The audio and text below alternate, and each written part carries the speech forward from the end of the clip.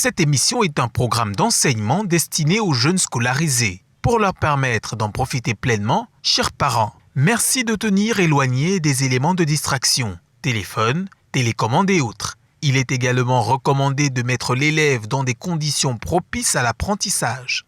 Avoir un cahier et un crayon à billes à portée de main serait bénéfique. Dans la mesure du possible, la surveillance parentale ou d'un tuteur peut s'avérer nécessaire.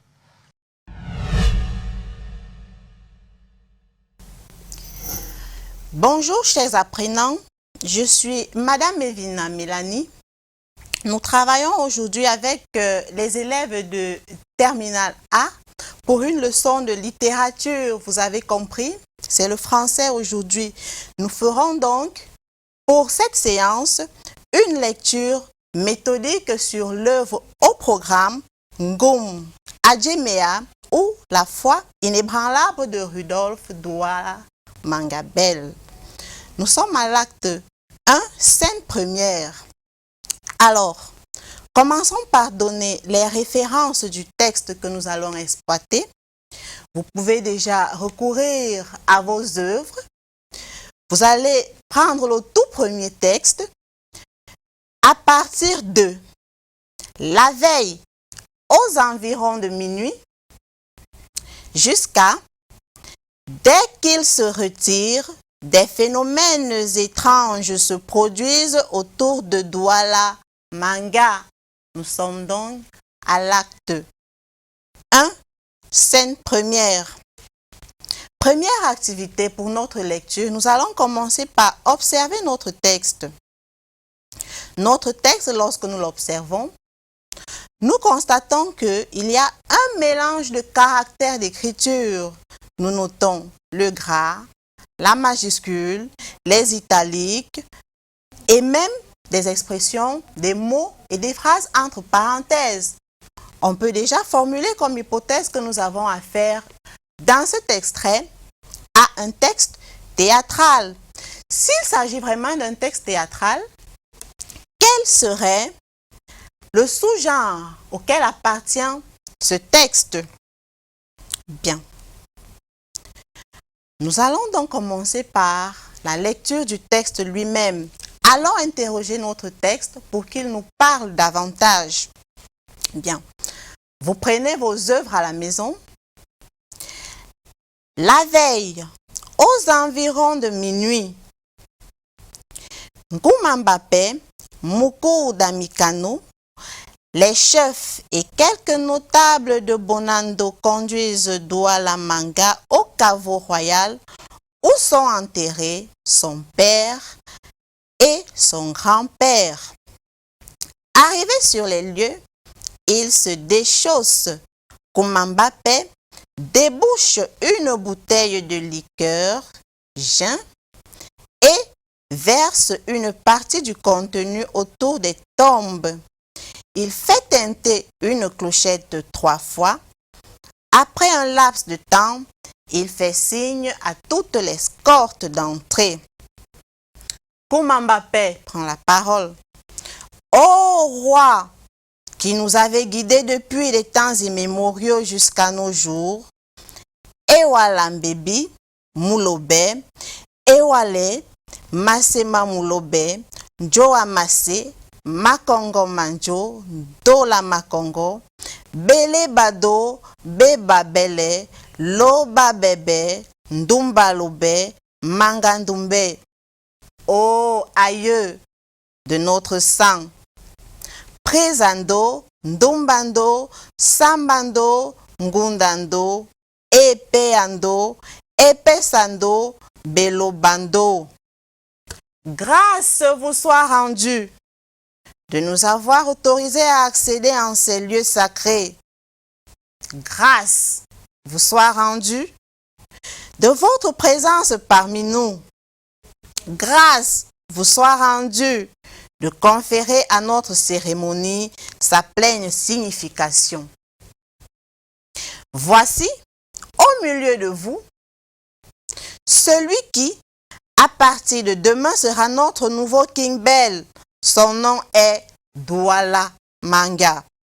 Fils de Manga, petit-fils de Ndumbe, arrière-petit-fils de Lobert, arrière-petit-fils de Beba Belebandola Makongo.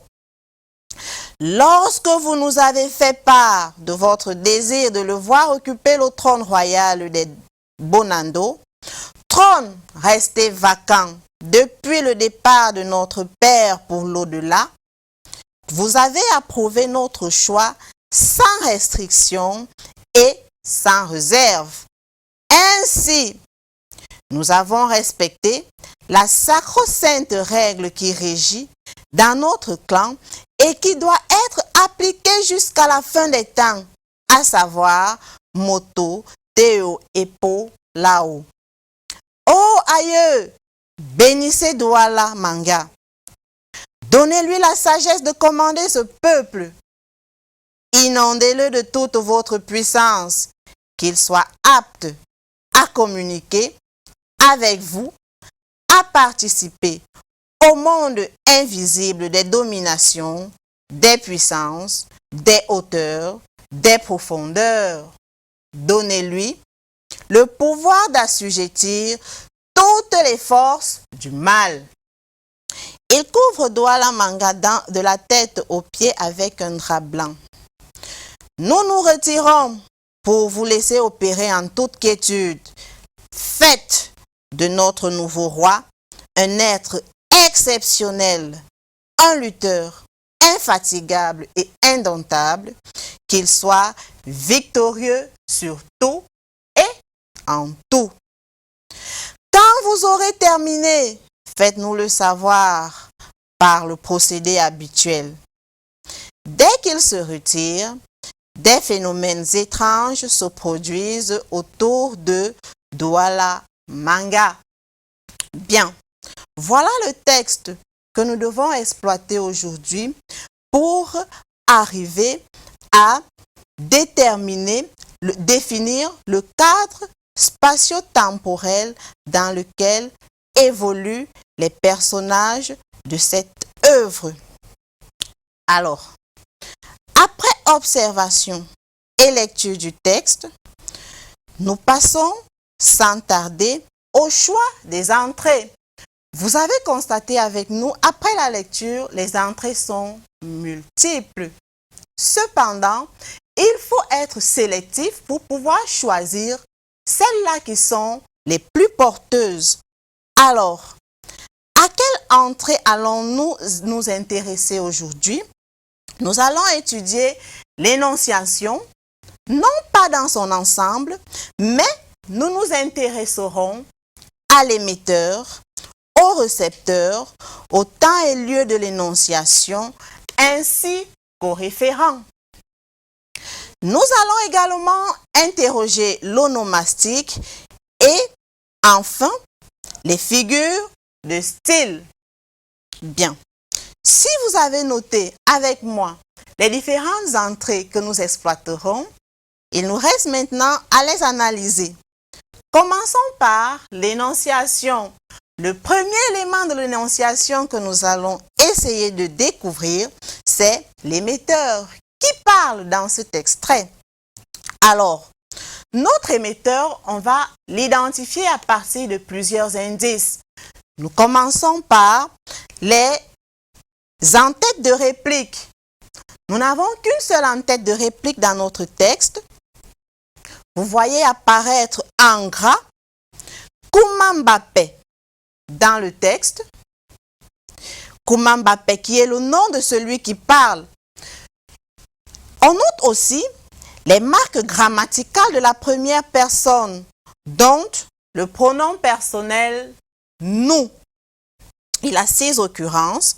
On a les adjectifs possessifs nos et notre ayant respectivement 4 et 3 occurrences. Alors, la voix qui parle dans l'extrait est donc celle de Koumambape. Mais il y a quelque chose qui doit attirer notre attention. Koumambape parle à la première personne, certes, mais il s'agit de la première personne du pluriel. Pourquoi la première personne du pluriel? Simplement parce que Kouma Mbappé se pose en porte-parole de tous les chefs et notables qui ont conduit Douala Manga au caveau royal. Alors, qu'en est-il du récepteur? À qui s'adresse l'émetteur Kouma Mbappé? Le récepteur de l'extrait se reconnaît à partir de plusieurs indices. Ce sont les indices de la deuxième personne. D'abord, nous avons donc l'adjectif possessif « vos ». Nous avons le pronom personnel « vous ». Le pronom personnel « vous », chers apprenants, j'ai essayé de compter les occurrences. Il apparaît 10 fois dans le texte. C'est assez significatif. On voit aussi que, en dehors des éléments de la deuxième personne, il y a des interpellations.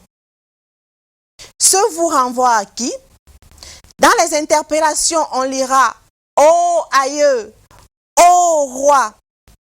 Ajoutez à l'impératif présent « Bénissez-le »,« Inondez-le »,« Donnez-lui ». Alors, le destinataire principal visé ici, ce sont les aïeux qui ne font plus partie du commun des mortels. L'émetteur Kouma Mbappé s'adresse aux morts. Comme on peut le voir dans l'exploitation de ces premiers indices, nous sommes dans un cas de communication atypique, anormal, voire même étrange, où les vivants s'adressent aux morts. On peut déjà relever une relation verticale entre ces vivants et ces morts. Pourquoi, me demanderez-vous certainement? Parce que lorsqu'on interroge l'impératif qui nous a permis de savoir qu'on s'adressait aussi aux aïeux, cet impératif-là, Kouma Mbappé l'utilise pour formuler une prière aux morts. Et on adresse des prières à des personnes qu'on respecte, qu'on vénère et qu'on sait qu'une certaine façon pourrait influencer notre vie. Donc, d'une certaine façon, les morts, dans l'extrait, sont au-dessus des vivants. Bien, nous l'avons déjà dit, dans la communication, l'émetteur Kouma Mbappé parle aux aïeux. Mais nous n'allons pas ignorer cet autre aspect de la communication qui apparaît dans les didascalies où le dramaturge David Mbanga Yombouane s'adresse à tout potentiel lecteur que vous et moi sommes. Bien. Si nous avons déjà ainsi analysé l'émetteur et le récepteur, allons voir ce qu'il en est du temps et du lieu de l'action dans notre extrait. Bien. Pour l'indicateur de temps, nous n'avons qu'un seul indice. Dans le texte, nous revenons à la première page. C'est d'ailleurs la première phrase du texte. Il est marqué « La veille aux environs de minuit ». Notre action débute la veille aux environs de minuit. C'est déjà un cadre temporel qui nous interpelle. S'il s'agissait d'un conte, on se demanderait déjà, mon Dieu, que s'est-il passé la veille aux environs de minuit? C'est un temps vraiment qui accroche et attire l'attention. Et puis, pour ce qui est de l'indice spatial, le texte nous fait savoir que l'action se déroule au caveau royal. Ça ressemble bien là justement à un film d'horreur aux environs de minuit dans un caveau royal. Moi j'ai envie de demander, que s'est-il passé?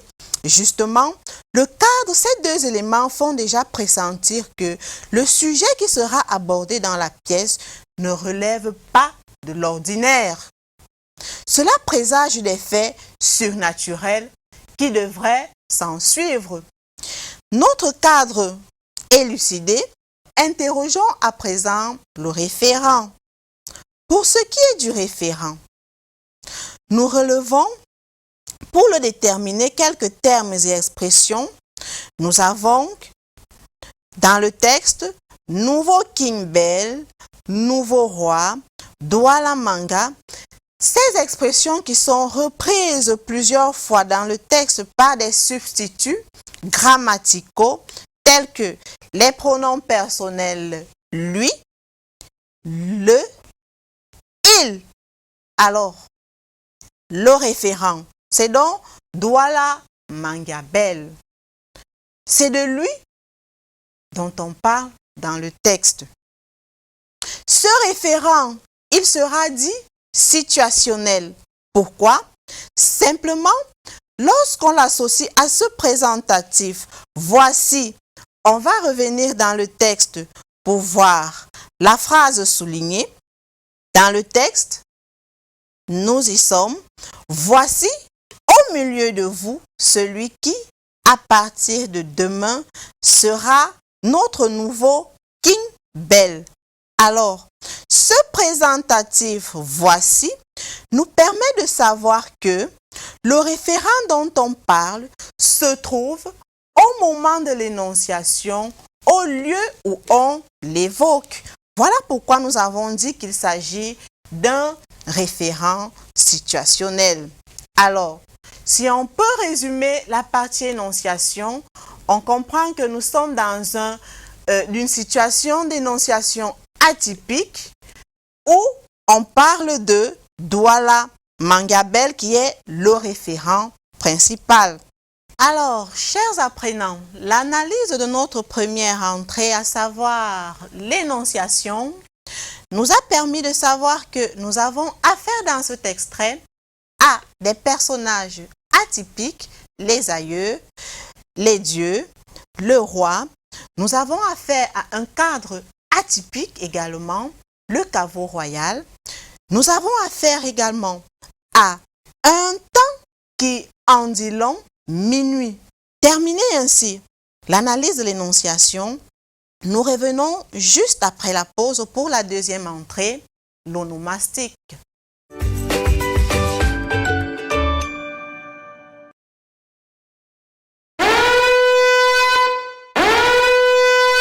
Cette émission est un programme d'enseignement destiné aux jeunes scolarisés. Pour leur permettre d'en profiter pleinement, chers parents, merci de tenir éloigné des éléments de distraction, téléphone, télécommande et autres. Il est également recommandé de mettre l'élève dans des conditions propices à l'apprentissage. Avoir un cahier et un crayon à billes à portée de main serait bénéfique. Dans la mesure du possible, la surveillance parentale ou d'un tuteur peut s'avérer nécessaire.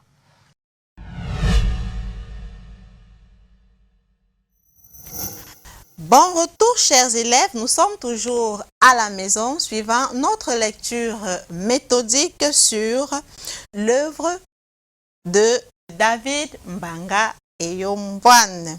Bien, nous avons analysé déjà l'énonciation. Nous abordons la deuxième entrée. Il s'agit de l'onomastique. Beaucoup me demanderaient certainement, parce que c'est une entrée qu'on n'exploite pas très couramment. Alors l'onomastique, c'est quoi? Ce n'est pas de la magie, ce n'est rien d'autre que l'étude des noms propres. Nous avons constaté que dans notre texte, nous avons une récurrence de beaucoup de noms propres. Que peuvent nous apporter ces noms propres-là dans la compréhension du texte? Voilà pourquoi nous avons jugé important de nous intéresser à ces noms-là. Essayons donc de les prononcer. Peut-être je serai moins apte que nos élèves originaires de la région du littoral, mais je m'essayerai quand même. Nous avons donc, dans ces noms, je les ai répertoriés pour vous. Vous voyez le petit paragraphe en gras. Essentiellement, ce sont ces noms-là. On a donc Kumambape, Douala Manga, Ewala Mbedi, Mulobe Ewale, Mase Ma Mulobe, Njoa Mase, Makongo Manjo, Dola Makongo. Bon, il y en a tellement. Je vais m'arrêter là dans le listing des noms. pour vous faire voir que lorsqu'on essaye de prononcer tous ces noms dans l'ensemble, les phonèmes, c'est-à-dire les sons que nous percevons lorsqu'on les prononce, ne nous sont pas forcément étrangers. C'est normal parce que justement, ce sont les noms qui viennent d'une langue qui n'est pas loin de nous, qui viennent de la langue Douala. Alors, parmi ces noms, un nous intéresse davantage. On dit Douala Mangabel. Quand je dis Douala Mangabel, ça vous suscite forcément des choses. Ce n'est pas un nom inconnu.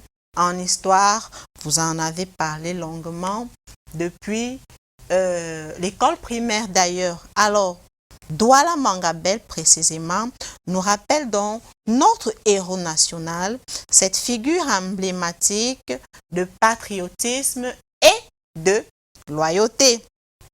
Alors, par l'étude de ces noms, revenons aux noms, nous comprenons que l'action nous plonge simplement en terre africaine.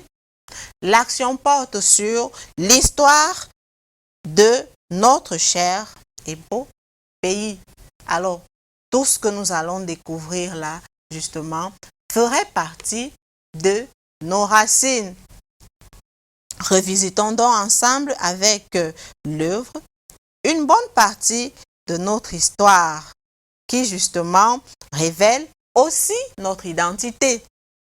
Après l'onomastique, nous passons aux figures de style. Les figures de style, je ne pourrais pas être exhaustive dans le texte parce qu'il y en a tellement. Notre texte est très riche en figures de style, mais nous en avons relevé quelques-unes.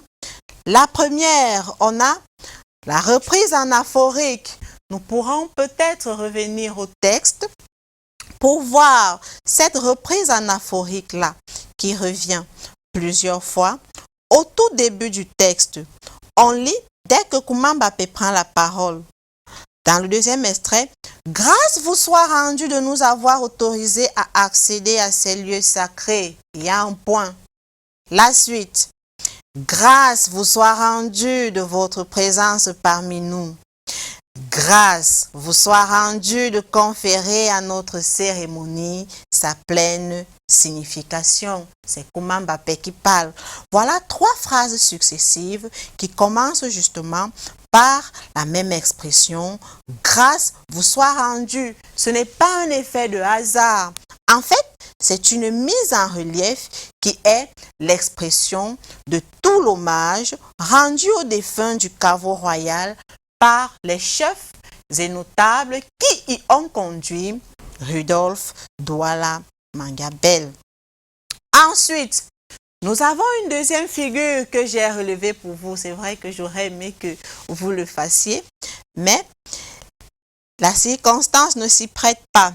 Nous avons la prosopopée. C'est quoi la prosopopée? Dans notre texte, nous sommes au caveau royal et on s'adresse à des morts.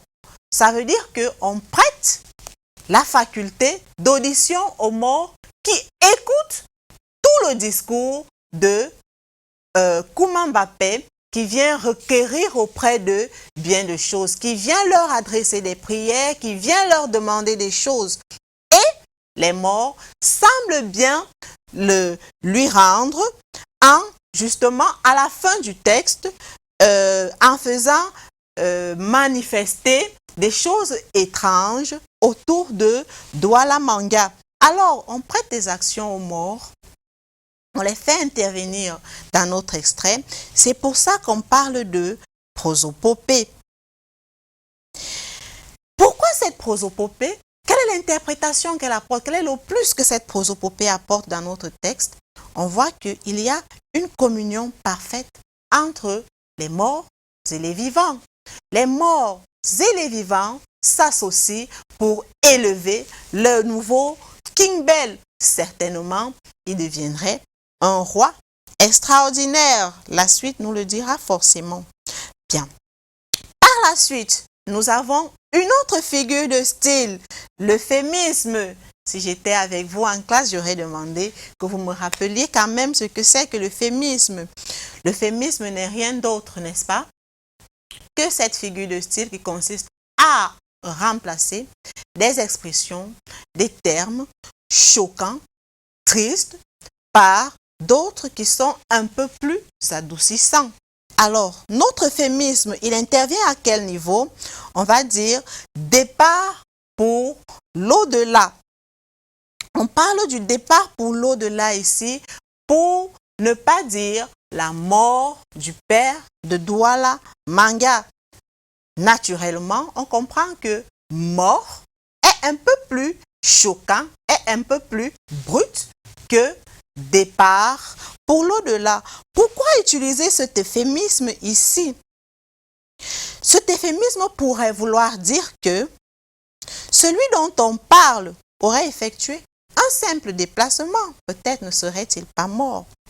L'émetteur semble donc vouloir montrer que, parti pour l'au-delà, le père de Douala Manga a été élevé à une sphère au-dessus de la nôtre.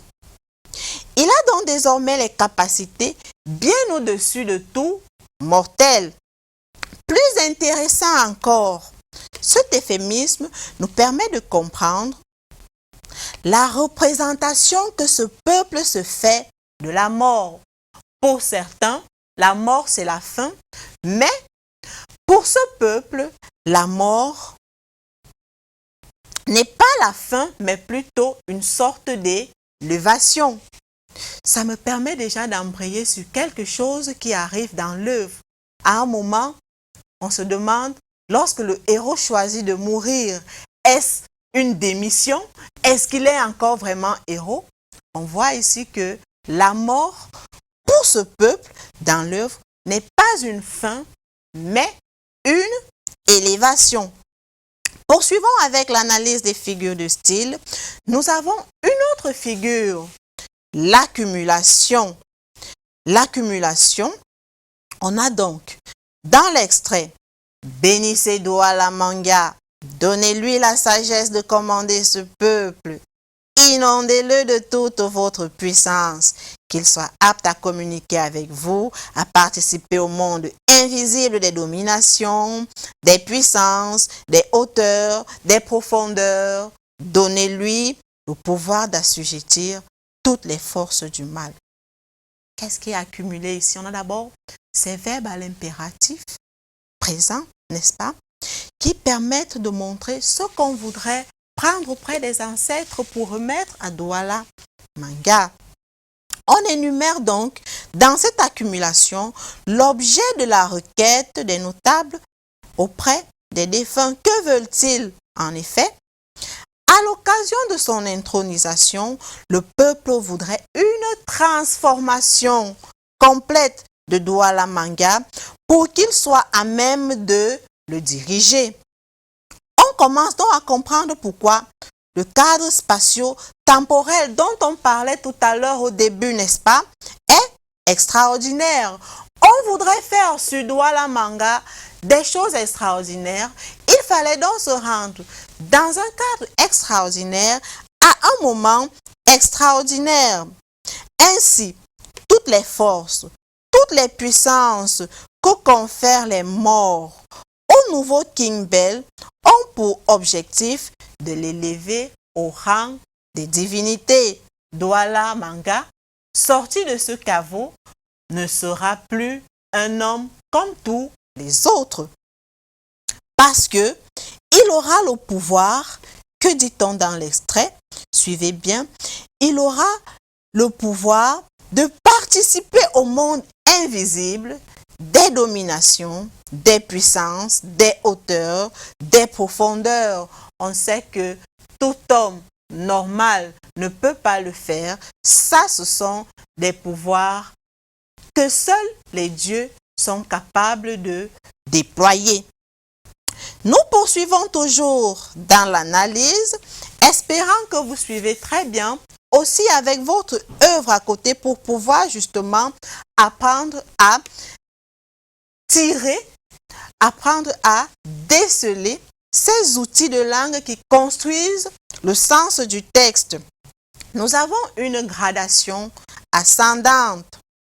On dit, son nom est Douala, fils de Manga, petit-fils de Ndoumbe, arrière-petit-fils de Lobé, arrière-arrière-petit-fils de Beba, Bele Bando, Lama Congo. Alors, par cette gradation, on comprend bien que ici est retracée la généalogie du nouveau King Bell. Pourquoi on retrace cette généalogie? Ce n'est pas de façon fortuite, c'est juste pour démontrer et vérifier qu'il est de filiation pure et que par conséquent, Douala Manga, le trône lui revient de droit. Bien. Alors, au début de notre texte, nous avons émis des hypothèses, n'est-ce pas, qu'il nous revient de vérifier maintenant. La première hypothèse, nous avons supposé que notre texte est un texte théâtral et cette hypothèse a suscité une question. Nous nous sommes demandé si il s'agit d'un texte théâtral, dans quel sous-genre pourrait-on le classer? Alors, est-ce que l'hypothèse est vérifiée? Avons-nous affaire à un texte théâtral? Oui. Les didascalies, les entêtes de répliques, les répliques elles-mêmes, la réplique qui est si longue, cette tirade, nous permet de dire que nous avons effectivement affaire à un texte théâtral. S'il est théâtral, à quel sous-genre appartient-il, ce texte? Bien. Je vais attirer votre attention sur les caractéristiques de la tragédie. La tragédie met en scène des personnages de la haute société, des personnages extraordinaires. C'est le cas ici.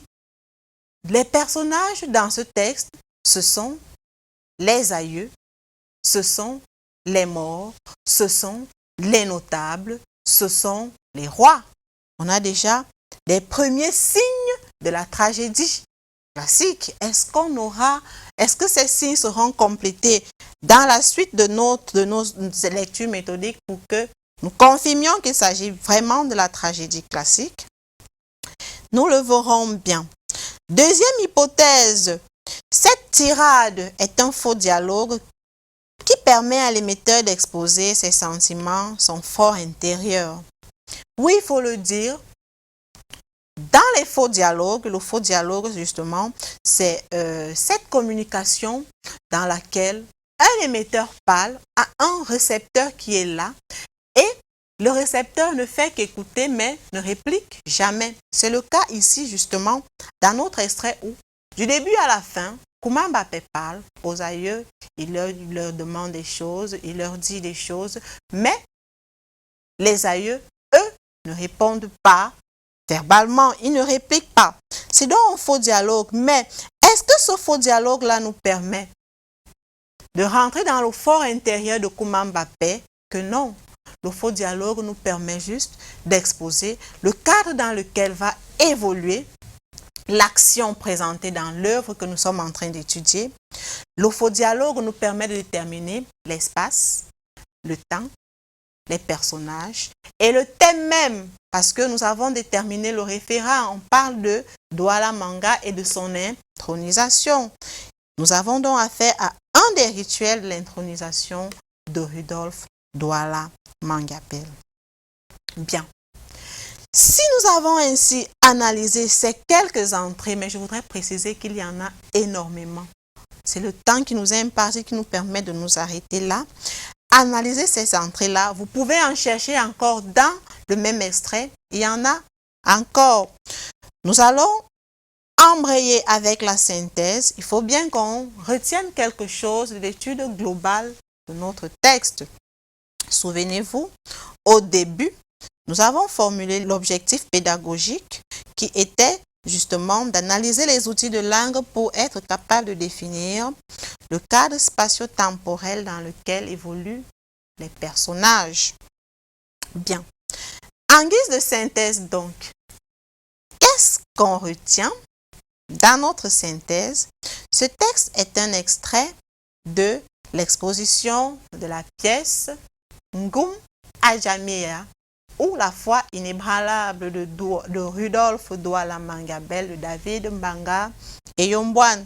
Pourquoi texte de l'exposition? Parce que justement, l'action dans la pièce théâtrale est divisée en 3 mouvements. Nous avons l'exposition, nous avons le nœud et nous avons le dénouement. Ici, il s'agit justement de l'exposition parce que c'est le début de l'œuvre. On nous présente le thème, on nous présente les personnages et on nous présente aussi l'espace-temps. Ce texte est donc un extrait de l'exposition de la pièce, tiré de l'acte 1, scène première. C'est un faux dialogue, justement, qui donne des indications sur le cadre spatio-temporel de l'action. Nous sommes en terre camerounaise, en plein cœur de la culture Douala. Le lieu et le temps choisis en disent long sur les événements mystiques qui s'y produisent. Il nous donne aussi, ce texte, de découvrir les premiers indices de la tragédie.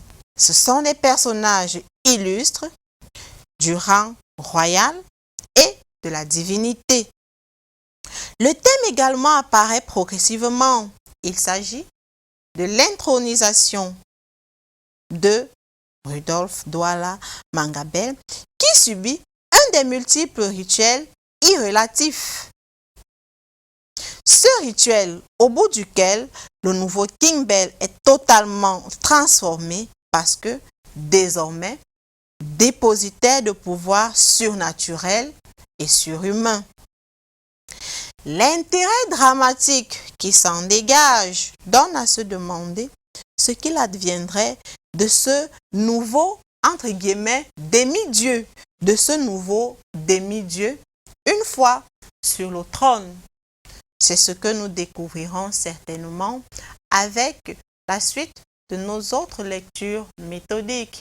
Alors, chers apprenants, c'est ici que s'achève notre toute première lecture méthodique. Nous vous donnons rendez-vous dans nos prochaines éditions.